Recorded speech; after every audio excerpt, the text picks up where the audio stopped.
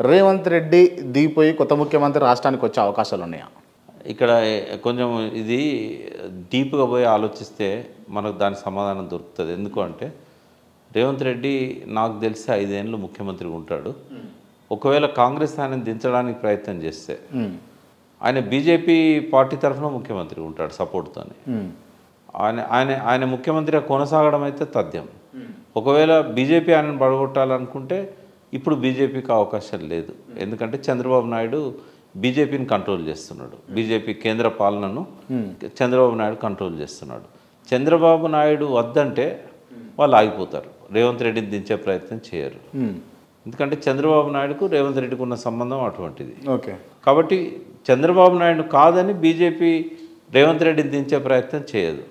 ఒకవేళ కాంగ్రెస్ వాళ్ళు దించే ప్రయత్నం చేస్తే వాళ్ళకు ఆల్టర్నేటివ్ లేదు. ఇప్పుడు రేవంత్ రెడ్డి దిగిపోతే కాంగ్రెస్ పాలనే పోతుంది.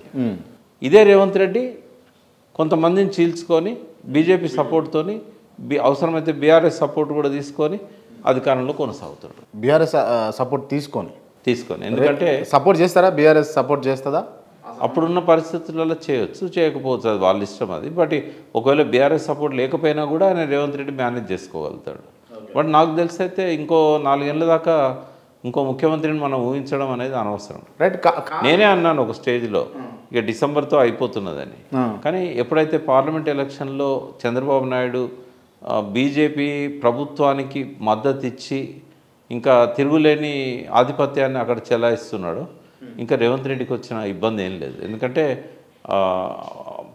మానసికంగా ఆయన వాళ్ళతోనే ఉన్నాడు. ఫిజికల్గా కాంగ్రెస్లో ఉన్న రాహుల్ గాంధీ కనుసన్నల్లో పోతున్నట్టు కనిపించిన వీళ్ళకంటే చంద్రబాబు యొక్క ఆధిపత్యం రేవంత్ రెడ్డి మీద ఎక్కువ ఉంటుంది. అంటే మనిషి ఇక్కడ మనసు అక్కడ అన్నట్టే ఉంటుంది. కాకపోతే ఏంటి అంటే గత కొన్ని సందర్భాలలో కూడా రాహుల్ గాంధీ రేవంత్ రెడ్డికి అపాయింట్మెంట్ ఇవ్వలేదు, దగ్గర కూడా రానివ్వలేని సందర్భాలు ఛాయాచిత్రాలు కొన్ని చూసినాం.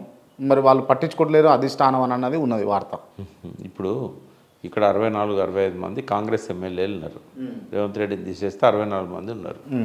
64 మందిలో ఎవరి హోల్డ్లో ఎమ్మెల్యేలు ఉన్నారు? రాహుల్ గాంధీ హోల్డ్లో ఉన్నారా, రేవంత్ రెడ్డి హోల్డ్లో ఉన్నారా ఓకే అనేదే ఇంపార్టెంట్.